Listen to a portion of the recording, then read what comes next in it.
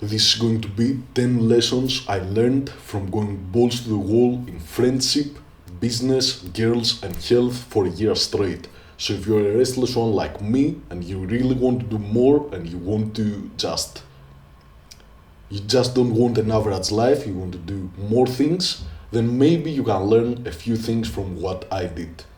Before we begin, let me tell you approximately what I did this whole year. And just the cliff notes are that I about 5x my income. I spent about 60k on ads. I visited 9 countries. Lived together with my best friend following the everything split in half brotherhood tape model. I had 4 concurrent girlfriends, long term, and a bunch of other girls, exes turned escort, and a bunch of crazy shit with girls. A good 5 months of complete grind season of sleeping about 4 to 5 hours every night and doing a bunch of work and producing a bunch of outcomes at a very critical point. Packed on about 20 pounds of muscle. In the period, I was sleeping 5 hours a night, which was quite fun, and a bunch of more shit. So, this is what I did this whole 12 months. Let me tell you what I learned from it. So, in the last 12 months, I actually made some fucking money doing business online. That was a big win for me because for like 3 full years, maybe a bit more, I always wanted to get into business, tried a bunch of different businesses while I was working normal jobs. In late 2022 and 2023, I started the business I run right now, but it didn't make too much money. It made just enough so I could quit the normal jobs. And in the later part of 2023 and full on 2024, I made about 5 times what I made from my normal job and what the business made in 2022 2023. That was quite impressive. I grossed a lot of money and I spent a lot of money on ads, and you learn a lot of things when you spend like 500 bucks a day on ads, and like you see the money going down but also the money going up, and it's quite a roller coaster. It's very like good for you. And yeah, I went from pretty much dreaming about making money online to actually making money online, and now I'm into other ventures also online. And the exact amount of money is not really that important. The important thing is that it unlocked for me the fact that I can do this shit. And mind you, I started pretty much with zero knowledge of business, of making money online, and not only zero knowledge but also zero skill. I didn't know how to set things up and how everything works. I didn't know about sales. I didn't know about advertisement. I didn't know shit. But it did work, and it instilled that confidence into me. And hope it does the same for you, that it unlocks the possibility of actually making it work.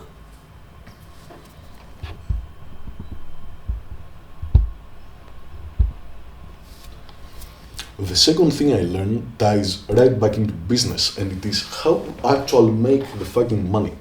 And what I learned is not going to be a fancy business model that I'm going to sell you like in SMMA or whatever bullshit. It's actually how to think about business in order to actually make money. And that is by having the intention, or the pure intention to help people. Because yes, you can make some money like scamming people and just trying to get a bit of money here and there from doing bullshit and not really actually helping people just with good advertisement and shit like that. But that's not going to get you too far. And I actually started making money when I actually started having a strong intent of just helping people get the result that I promised. And the moment I did that, I pretty much 5x the money I was making. Not right away, of course, not like you have the intention and like your bank account is going to 5x. But when you do have the intention, things start to come together, and it's not going to make sense at first. It's going to seem a bit random, but you're going to get goodwill from the fucking universe. Call it God, call it karma, call it the universe. I don't care. but you're going to get a good word out that you're doing actual life-changing work for people, and money is going to come in because of that. So what I propose to you and what I live by in business at this point is have a pure intention of actually helping people better their lives. You don't have to force people to better their lives, but you just advertise the way you're going to help them, and having the intention to actually do it and having the means to fulfill on your promise, and you're going to make some fucking money. So if you right now are thinking more on the lines of how can I just make that sale and how can I get that money, and I don't care what happens to the individual, I don't care if they actually get what they were promised, then I suggest you stop thinking like that, because you're actually going to make a lot more money. Like, even if you think about it just egoistically and you don't really care, you're going to make a lot more money regardless if you actually help people get their outcome. And that brings us to the third lesson, and that's like, bro, if I only care about people getting a better life, how am I going to make any fucking money? And I've been there also, because I've been to the point where I think to myself, I get a lot of thoughts about guilt about making money. Because let's say I get a product, like the product I'm selling, and I've got a profit margin on that product. Like, I make a certain amount of money on every sale, and could people get that product in other ways where they get it a bit cheaper? For sure. And I used to feel bad about that. I used to feel bad about making any actual fucking money on the sale, because I thought to myself, if they could just get the product without me, they would get it cheaper. But that's a complete fallacy. That is a mindset bred into us by society, because society wants you to feel guilt about what you have, because society wants everybody to contribute and everybody to be equal, and everybody to pretty much be broke and sad and miserable, because society is mostly built for slaves. Like, there's a few people on top that think 0% like this. They think to themselves, yeah, of course I want whatever and I'm going to get whatever. And for the rest of the people, they introduce the mindset of you shouldn't have more than you need, and you shouldn't you shouldn't want more, and wanting more is bad, and things like that. But let's take the example of selling a product. It's very simple. Like, yeah, people pay more, but would they know, for example, about the product if it wasn't for me? No. Like, I'm the one that actually, alright, builds the business, but then pays a bunch of money. Like I said, 60k only from January, 60k on ads in order to get that product in front of people, so people know about the product and then they buy it. Yeah, I make some money out of it, but I also provide the fact that they know the product and that they can get the product in a convenient manner. So why would I feel bad? Well, I felt bad, and it's all because of that slave morality. I don't know if you know about slave morality, I've talked about it before, but it's pretty much that mindset of, oh, I should not have more than I need, or I'm making a bit of extra money more than I need to just pay rent and eat like shit food, or I'm a bad fucking person. I should just give it to people at cost and just be a good person and not make any money. Bull fucking shit. There's nothing wrong with making money.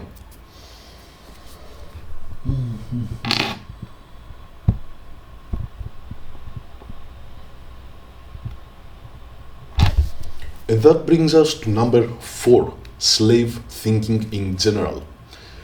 In the last few years, I worked on my body, I worked on my mindset, my money.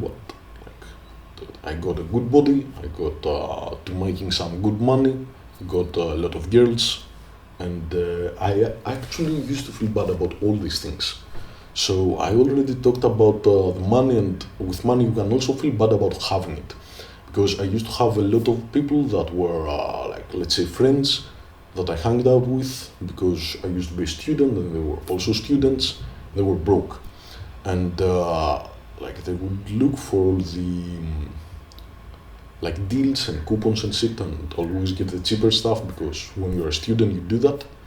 And I actually felt bad for not caring about, oh, can I get the fucking coupon and get 5%? Oh, we should get the cheap deal, the 1+1 fast food. No, I don't want to do that anymore. I don't need to do it. I don't need to put that shit in my body, and I have the means to avoid it. So I avoid it. And I actually used to feel kind of bad that other people didn't have that shit, and maybe the fact that I did have it would make them feel jealous. But it is what it is. Like, I have it, they don't. It's not my responsibility to get the good shit for everybody. I can't really do that right now. And I'm not really sure that I should. And I shouldn't really feel bad about that, and you shouldn't feel bad about it either. And the same exact thing holds true about having, let's say, a fit body. So you've got a good body, and I've got a good body, and I used to actually feel bad when I went to the beach with friends that were not really in good shape, or like maybe they were working out but not taking it as seriously, whatever. And they had like a bit of muscle, they were trying, and I was never disrespectful, I was always motivating and shit. But yeah, the fact is that I have a better body. Should I feel bad about it for daring to pull up my shirt or at the fucking beach? No. But personally, at least, I was getting that guilt feeling again. That's also slave thinking. The same thing holds true with girls. So I think about it like this, like, let's say I have a girlfriend and I have another girlfriend, or I get with other girls also, and I used to feel bad for the girl, even though she's a full fucking grown adult who is with me by choice. And yeah, maybe she didn't like that I get with other girls, but like, the fact it's not a charity, she's not sucking dick because she pities me, and it's not my fucking job to pity her either. It's her fucking choice.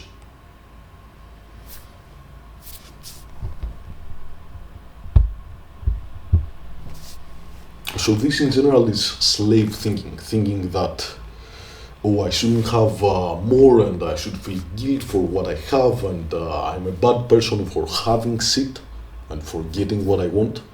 And that has a few different names. It's like slave morality. It's like survivor bias, and it's imposter syndrome, like feeling that, oh, I don't deserve all the shit that I got. But all this, like, I like to call it slave thinking, because it's how slaves think. It's how people that want to be slaves, like, they like being fucking slaves. They like being in the position where they don't have much and they just complain about not having things, rather than actually getting the things and feeling good about themselves for having the things they have. And fuck that, bro. Like, if you're at a position where you have more things than other people and you feel bad about it, you shouldn't. It's fair fucking game. And even if it's not fair, it's the game. That's it.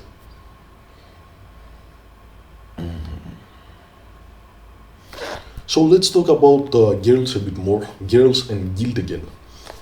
I touched upon it, but yeah, I used to feel guilt about being with a girl and not conforming to what she wants. Because when you're with a girl, she typically wants you to be only with her, and she wants to spend a lot of time with you, and might be like she wanted to. Most of the girls want me to like meet their friends and hang out with their friends. Like, yeah, I'm going to meet your friends like a couple of times, but am I going to hang out with you guys and talk about fucking football and whatever shit you talk about? No, I don't care about it. Like, if you actually have some cool friends, I'm going to hang out with them, why not? But typically that did not happen, and typically I didn't want to do that.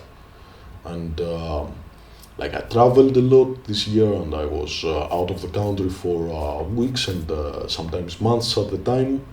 And yeah, the girls complained about that, and they maybe felt bad, some cried and shit, but it's their choice. They're full fucking grown adults. They can choose to be with me, they can choose to not be with me, and it's not a charity. It's my life and I do what I want, and that doesn't mean to be a dick to them about what you want and oh, like I'm going to get what I want and I don't care about you. But like, are you going to compromise? Like, make that decision for yourself based on what you want out of your life. And if you're not going to compromise, there's nothing to feel bad about. Like, if you're not going to put yourself first, who's going to do it for you? Nobody. So don't feel guilt.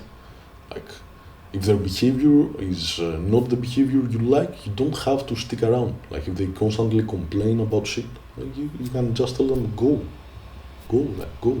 What do you want from me? Not changing. Fuck off. It's very simple. But I used to feel guilt about that also. I wouldn't really budge on the things I want, but then I would feel bad. And there's no reason to feel bad. Like, you're not doing anything wrong. Just that, again, society has some standards about how you should be and how you should be with other people. And yeah, especially with women, like, society has the standard of you should conform, and if they feel bad, you're an asshole.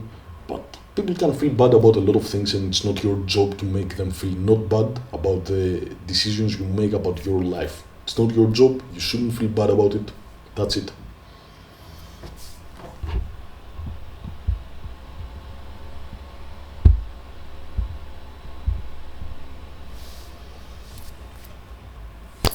People change, but not really.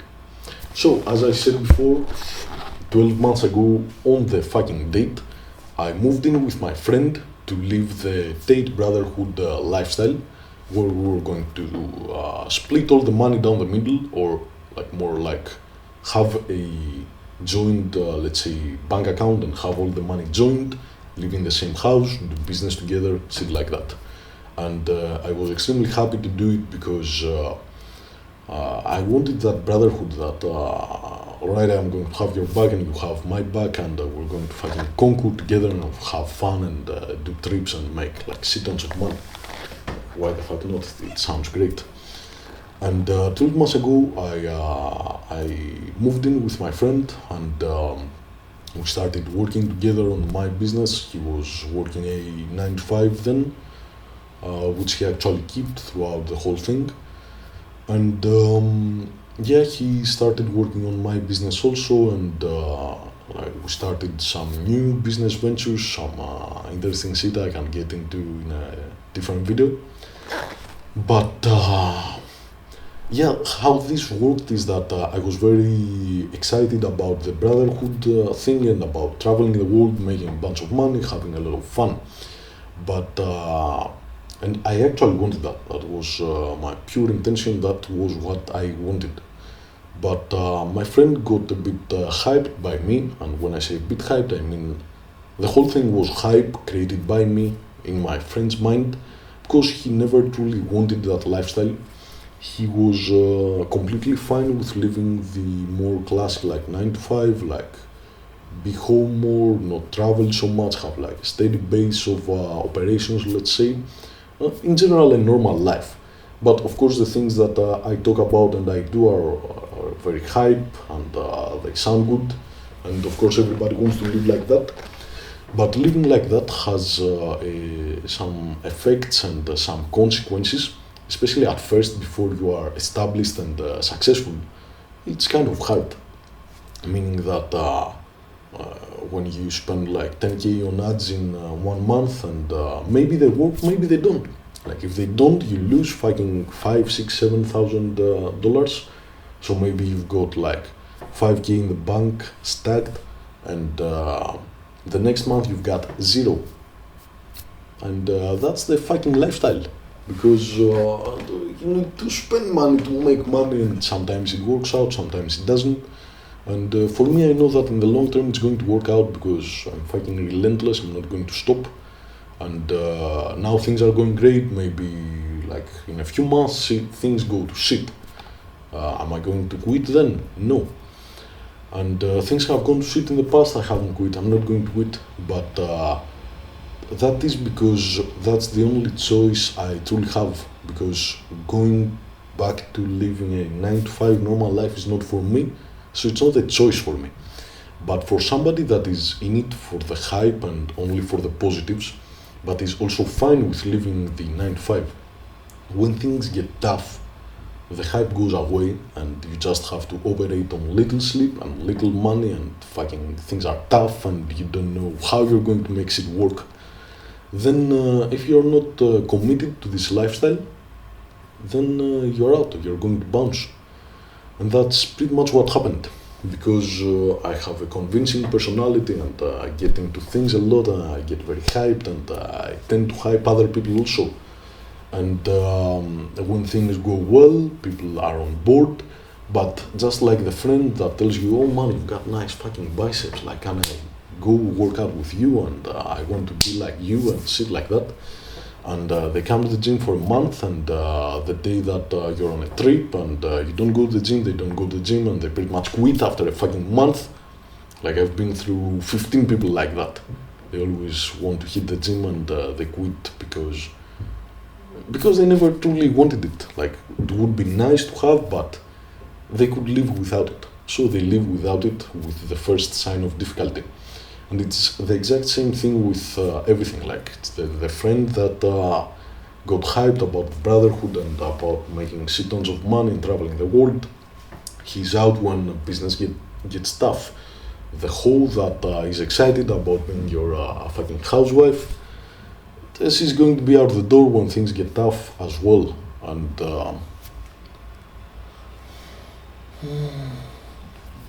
it goes like this with pretty much everything. So, especially if you are a convincing individual and you're very convicted about what you're going to do, a lot of people are going to want to jump on the wagon with you, and that's perfectly normal. What your job is to identify which of these people actually either were on board with the plan even before they met you, so you're just going on the same direction and it's great to associate with. Some very few people are actually going to change and they were not on board, but they actually made an internal change and now they're on board and let's have them, why not? But most of the people, they're on board when things are nice and shiny, but when shit hits the fan, they're not going to be there.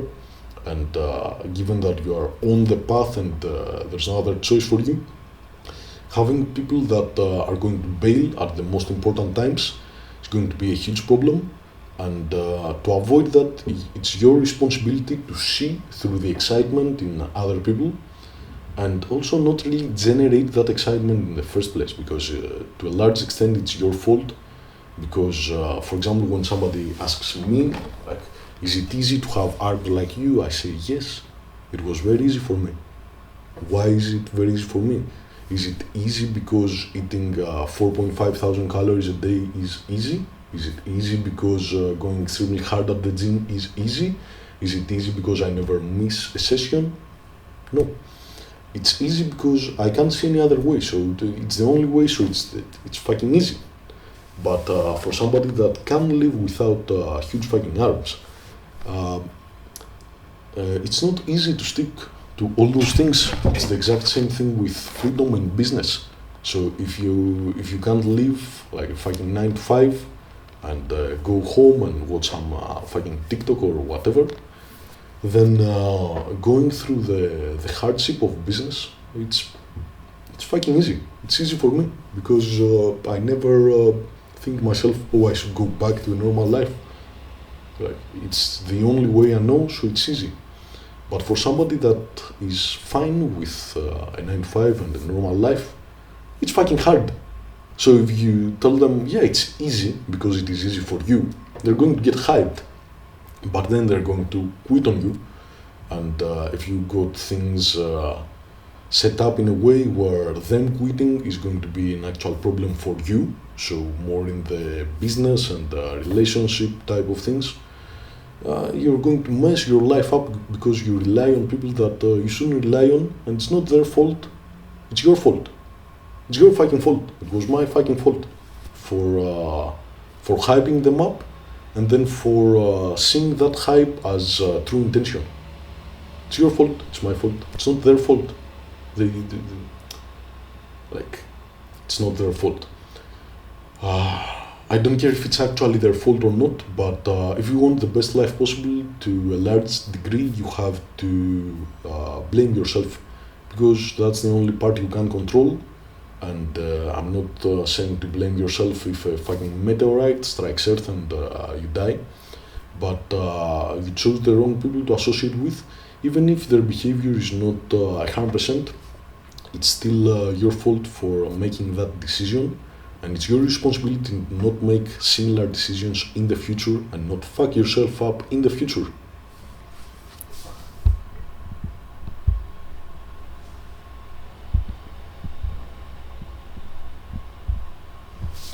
Grind. One thing that I'm fucking famous for, because especially the last few months have been pure grind, but also because I love to fucking grind. And I know it's kind of cringe, but it's got its place. I'm not an advocate of always being on the grind, and the grind is the most important thing in the world, but it is an extremely powerful tool. So let me tell you how the last few months went for me. So pretty much at let's say March of this year, I was still living with my friend, and we had a huge trip through Europe. We had made a lot of money through the business, and things were going well. And I could see though that he wasn't on board, he was not truly convinced, and as we needed to do more work, he wasn't really on board. So I thought myself, right, maybe a huge trip throughout a bunch of countries in Europe, partying and having a lot of fun, is going to give him that like straw that breaks the camel's back, but in a good way, where he would be 100% on board once he sees what kind of lifestyle he can have if he actually puts 100% in and disregards any other way of life. So we went on a very big trip. It lasted over a month. We traveled throughout Europe, bunch of countries, a bunch of good shit, and we spent all the fucking money almost. And in parallel, the business wasn't doing as well because I was not focused 100%. I was on the trip and like doing a bunch of shit and not working as much as I could if I was just home grinding. And yeah, the trip was very fun. We had a lot of fun. But when we were back, he was still not really on board. I didn't have much money. The business had taken a serious dip, and things were not looking well. I could see the writing on the wall that he was going to be out soon. And what can you do? Like I made my decision that if it's going to be like that, then it's going to be like that. And yeah, I grabbed my balls and I said, I'm going to do it alone. And it was a tough spot because I didn't have almost any savings. The business was going downhill, and when you spend as much money as I do on ads every month, it can go downhill fast. And he was not going to really be of much help because I knew he was going to be out soon. So I was alone, and not in a very good headspace. I was very sad about the situation. So I decided to go like full out grind. What that meant is that I started waking up at 5 and pretty much working all day. I broke up with most of the girls because it was a waste of time. Like, it was fun, but was it going to help me in this particular situation? No, I couldn't really afford it. So what I did is broke up with most of them, like gradually. I left them, and I started waking up at 5 and trying to make things work. So for a while, it was the thing that helped me like keep my confidence up. The fact that everything can go to shit, but I can still just wake up at 5 and put in a shit ton of work. And even though I didn't really have a good plan, like I couldn't figure out what would bring me out of that situation. I just knew that if I put in immense amounts of work, it's going to ultimately workout. And that's exactly what I did. I was getting, especially at first, I was getting 2 3 hours of sleep until I couldn't take it no more, because I was used to sleeping at like 2 a.m., going to sleep very late. And the rule was that I was going to wake up at 5 no matter what.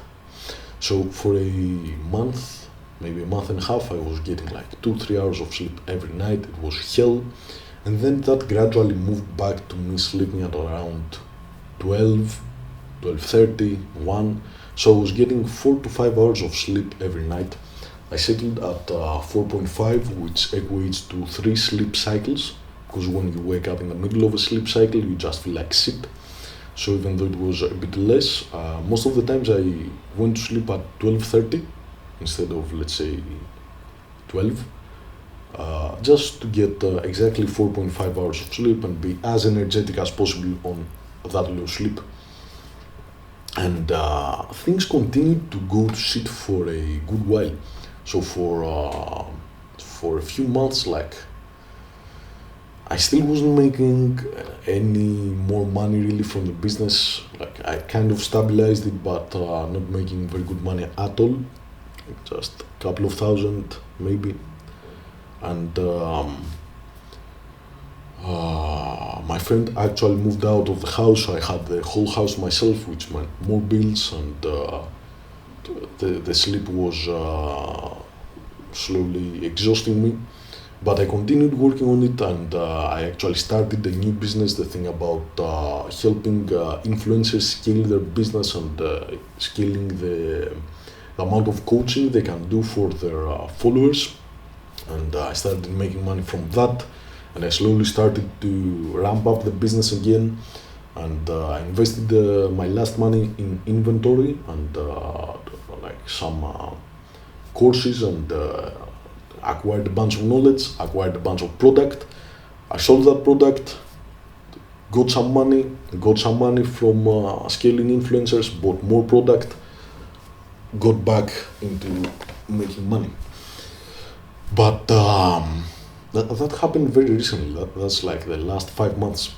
I also did a bunch of facial consultations and coaching, because that's where I originally started from, and that's where I have a lot of knowledge at. But yeah, that period of getting very low sleep and just going going balls to the wall again, going back to my roots, because I've done that a couple of times in the past, got me out of the situation. And it's not only the sheer amount of work that happens when you just work and you get zero dopamine from your phone. Like my phone right now, I can't really show it to you because I'm recording on it, but it's in black and white. My PC is in black and white. Like, I do a bunch of things to optimize how much dopamine I get throughout the day. And yeah, just working 14 hours a day straight up, just sitting on my desk working, making people get results, and getting paid for it. And yeah, the sheer amount of work is good and it's going to get you some money. But what it really got for me, both this time and the times in the past that I did like a full out grind season, is my confidence back. Because when you go all out and you test what you're made out of, and you kind of impress yourself, then you start to gain your confidence back. Both because the results are coming in again, but also because you go that hard that you impress your own self. And when you do that, you gain more confidence, and things just start to roll back in a faster and better manner. And if you are really on the edge and you are really not sure if you are going to make it, doing something as extreme as waking up at 5 no matter what, and putting in 12, 14, 16 hours a day of work is really going to instill in you that you have a lot of control over the situation. It's going to get you your confidence back fast. So that's the main benefit of the grind. Not so much the actual work and the actual money, it's the confidence boost you're going to get from taking huge amounts of control over your life.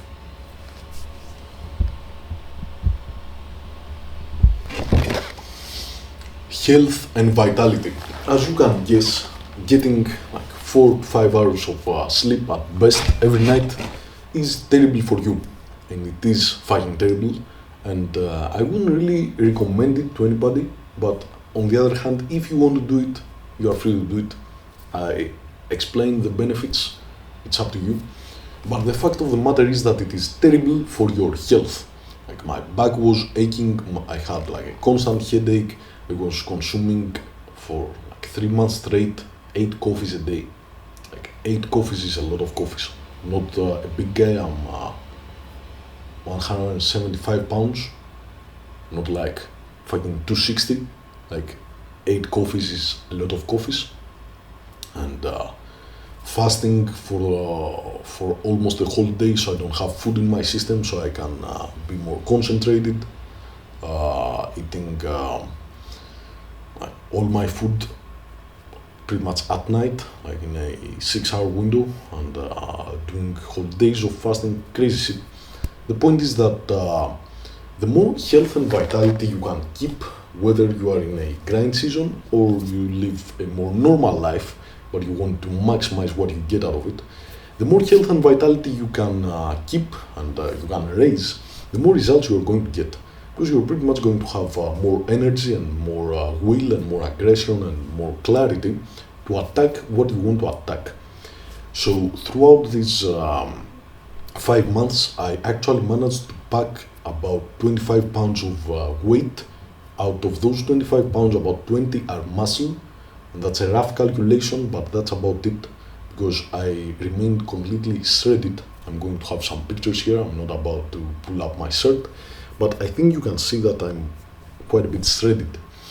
And I was shredded before, so that's not the change. The change is that I packed on a bunch of weight, and to stay at around the same body fat percentage means that most of that is muscle and only a small percent is fat, which is quite impressive. I went from 150 pounds, 69 kilograms, to about 175 pounds, it's 78, 79 kilograms, something like that. And I did that on very low sleep, and I did that because I optimized my workout routine, I optimized the way I ate. So I cut out all the processed junk and all the bullshit. I cooked all my meals myself. I actually consumed a crazy amount of food, about 4.5k calories a day, 6 days a week, and 1 day a week I fasted. That is to help with growth hormone and with insulin sensitivity, and also autophagy, to get rid of all the metabolic damage you do from eating all that much food, and at the same time get the crazy anabolic effects of eating so much food. And I also had a very elaborate protocol to maximize my testosterone, because as you know, testosterone is produced when you sleep. Your balls work when you sleep. So when you sleep 4 and 5 hours a night, that's a recipe for disaster when it comes to hormones. And like even the guys that want to hop on TRT, what they do is they get like 4 or 5 hours of sleep for 3 days in a row before they go and get their blood test, so their testosterone appears very low, so that they can get fucking TRT. So if you're going to do it consistently, like sleep 2, 3, 4, 5 hours a night for 5 months fucking straight, you're going to tank your testosterone like crazy. So I created a very detailed regime about testosterone optimization, and it started with cutting out all the bullshit from my diet, eating 100% clean, 100% unprocessed foods that I cook myself, and then adding certain micronutrients that are generally very rare in Western diets, even with people that take care of their health. There's some things like boron, like selenium, like you know the basics about zinc and shit like that. Also a bunch of eggs, preferably raw, but eggs in general work. Just before you go to sleep, like eat at least 6 eggs. That's going to give you a huge boost in taste, because of the cholesterol that is available in your bloodstream right when you go to sleep and right when the testosterone production happens. because cholesterol is the building block that gets modified into testosterone by your balls. So that's just a few things, but yeah, I had a whole regime, and I actually felt better than I felt when I was getting more sleep, but didn't have all those things in place. And the amount of gains that I made stands as proof of fucking that. And at first, I didn't optimize my testosterone for the gains. I optimized my testosterone so I could keep my sanity, which I partially kept, because when you get so little sleep, it's very hard to keep a good grasp on your feelings. And I was very happy with my results, because the mindset work I've done over the years really pulled through all this time. But still, I could feel my sanity slipping through my fucking fingers. Like, that low sleep over that long time, with a bunch of work, not really being social, not really communicating with anybody, it's hard on you. So once again, be cautious if you're going to implement anything close to it. But the important thing is here that actually optimizing your health, whether you're sleeping very little or not, is going to have a huge benefit. And personally, I believe it's the only thing that really pulled me through all this shit. The fact that even though I was asking a lot out of my body, both because I was sitting on a desk for, let's say, 14 hours a day regularly, and because I was training, the only thing that pulled me through was the fact that I was on point with my diet, and I was on point with my testosterone regime and my hormones in general. And yeah, of course, no dumb things like drugs or smoking. I quit smoking. Like, if you know me from the past, you know I'm a smoker. I actually quit in about January, February, something like that. It's been like 7, 8, 9 months, I don't remember. But no drinking, no smoking, no drugs, no bullshit like that. If you're going to go full grind, especially if you're going to get low sleep, you need to have everything else in place. And whether you're going to go low sleep or not, having those things in place are going to help you tremendously in the way you feel, in the way you perform, both mentally and physically. So be on top of that shit, and that was a huge lesson for me this year.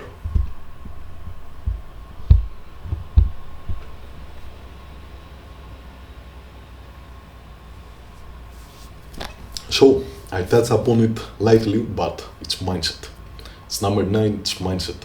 Because the girls and the money and the fucking muscles, it's all cool and nice, but it all stems from your actions. And your actions stem from your thoughts. In order to create your actions, you first need to have the particular thought that's going to lead to the particular action. And that means that you have to be on top of your mindset in order to have the results you want. It's very hard to get the results you want with having a crap mindset. And I could sit here and talk about mindset all fucking day because I love this shit, but I won't. Maybe in another video I go in depth about what I learned about mindset, but that's going to take a while. So I'm going to tell you something else. I'm going to tell you that there's no reason to get married to a certain mindset, because you hear a lot about stoicism, you hear a lot about like the full-on forever grind, you hear a lot about like the red pill shit. I think it's dying right now, I don't really know. You hear about God, you hear about manifestation, you hear about a shit ton of things. And what I actually did though in those 5 months is that I treated all of that shit as tools rather than dogma. And there's a subtle but hugely impactful difference here. Because when you treat some certain mindset as dogma, it means that the moment you deviate from that mindset, you're going to get a lot of feelings of guilt, and you're going to get very troubled, because it's going to feel like you are betraying yourself and what you believe in. And that can really put you in a spin. and completely deviate you from the work you actually want to do. And that's something that you can completely avoid if you look at mindset and mindsets as tools to get certain results. So there's situations and days where stoicism is going to be your best friend, where things is going to go wrong, and you will have to say, it is what it is, and I'm going to go forward with this shit. There's other days when you're going to feel extremely angry, and the best thing to do about that would be to transmute that anger into something productive. So, not trying to ignore it, but trying to channel it into something that's going to be productive for your goals. And there's other days where you're just going to get the most benefit out of having some sort of faith. May it be God, may it be the universe, may it be manifestation and the law assumption. But in general, having faith that things are going to work out is going to be your best friend. And there's a bunch of other different mindsets and ways to approach situations that might clash with each other. And to be a fully articulated human being and to grow up, for me at least, it means to be able to hold two different ideas in your head at the same time and take the positives of one, the positives of the other, and not let yourself be confused by the fact that they clash. And that comes in handy when you have a lot of different mindsets and you take something from here and something from there and you just use them as tools to get your goal and not use them as dogma that you have to follow religiously. And if you don't follow it, you feel like shit. And that in the past troubled me a lot, and I couldn't get detached from certain mindsets, and there would come a point where they were actually detrimental to my goals, even though they might have helped me in the past. But I couldn't get rid of them, even though at this point they were just detrimental. So if you currently stick to a very specific mindset, you might have to assess whether that mindset is fully beneficial to you, or if there's domains and areas of your life where not following that mindset would be a lot better for you and it would suit your situation a lot more. So be objective about it. There's no need to feel bad about abandoning a certain mindset and a certain philosophy if it doesn't suit your needs anymore. Because if you think about it, philosophy, it's it's a way to live your life, and you're not a fucking slave. You can choose the way you live your life, and your philosophy is there to serve you. You're not there to serve your philosophy. Fuck that noise. Are you a follower, or are you going to make your own path here? And of course, sometimes we take advice from people. That's one thing. But some other times you have to critically assess your situation, and if the current mindset and philosophy you have does not suit your situation and your needs, feel free to fucking tell it to fuck off, or use it in other domains only, and use a different tool in a different situation. So, as I said, I'm not going to go into particular mindsets here, but I'm going to make 3 book recommendations. Not going to go into it at all, but if you're up to it, you can research them yourself. They are also on YouTube as audiobooks in great quality, so you should check them out. It's The Power of Your Subconscious Mind. It's Feeling is the Secret, and it is Reality Transurfing. I'm going to have them in pictures probably here, and you can search them on YouTube if you want.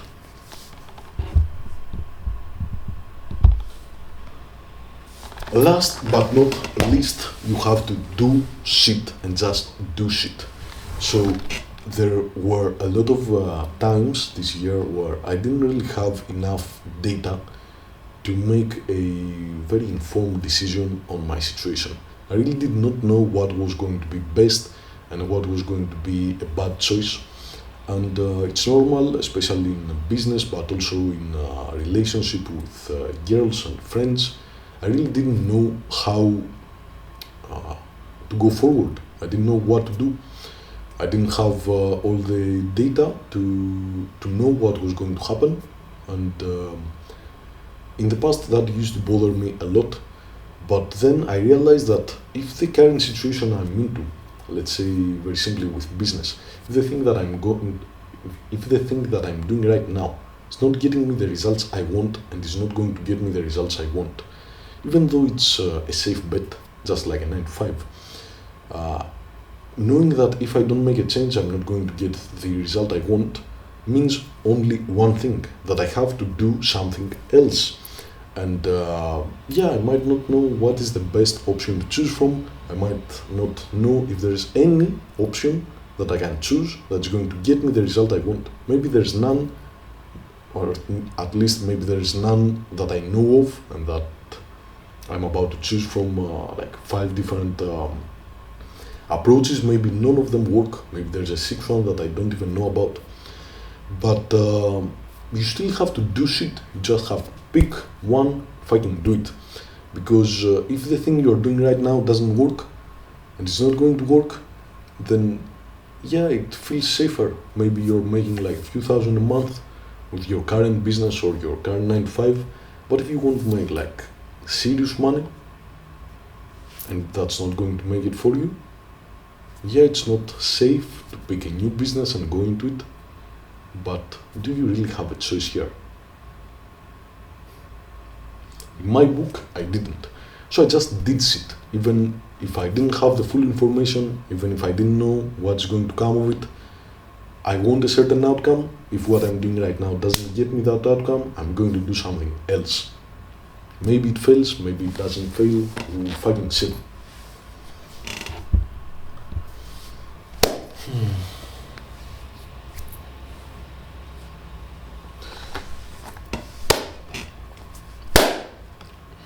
Okay, bro, hope this fucking helped. This is part of what I did this year. Maybe I make a full video about how the year went and maybe find some inspiration or whatever in it.